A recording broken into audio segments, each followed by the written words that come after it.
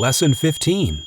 Hi everybody, John here. Welcome to Lesson 15 in the VoiceOver Lessons for Beginners series. Today we're going to go over 3 simple techniques you can use to improve your performances, both for auditions and jobs. And here we go.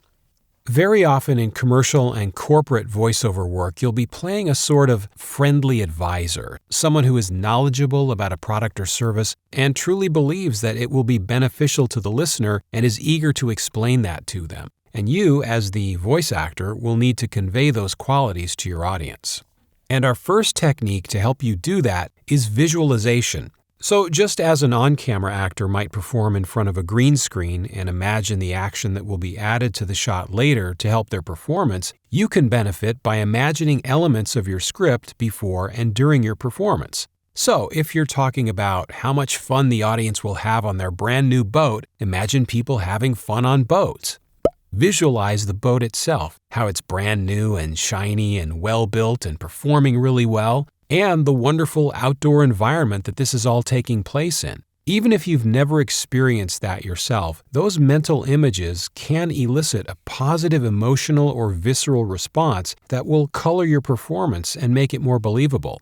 Or maybe you're explaining to someone how your software package will solve problems or improve efficiency at work. So you might imagine the person you're talking to. They're looking tired and stressed out, but they're eager to listen because they really want to resolve these issues. Or they might be skeptical and you need to convince them. Set whatever scene you want in your mind to best serve the needs of the script and the project.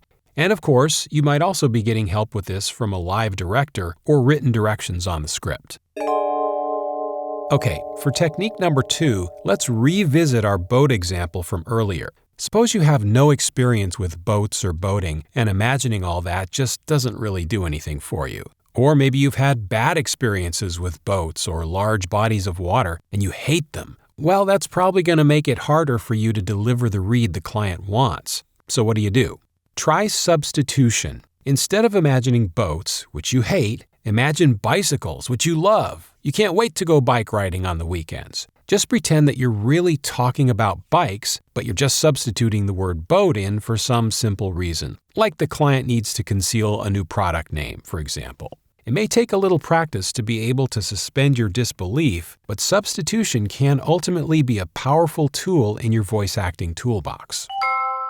All right, let's circle back again to the second example from visualization, where we were talking about software. A lot of corporate material deals with subjects and technologies that most people don't come in contact with outside of certain industries like tech, science, and healthcare. I've dealt with plenty of scripts where I had almost no idea what they were talking about at first, so sometimes it really helps to do a little research, which is our third technique.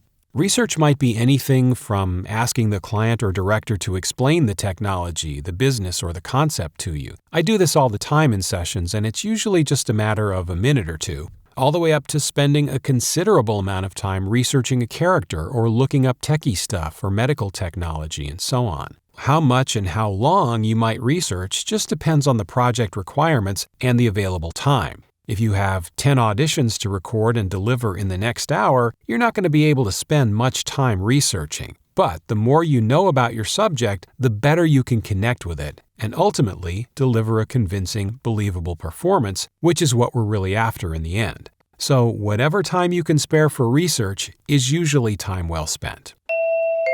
Okay, that's a wrap for Lesson 15. Links are in the description. Please do email or comment if you have a question. Subscribe so you don't miss new lessons. Give us a like if you appreciate what we're doing. It really does help encourage us to do more. And as always, thank you for listening.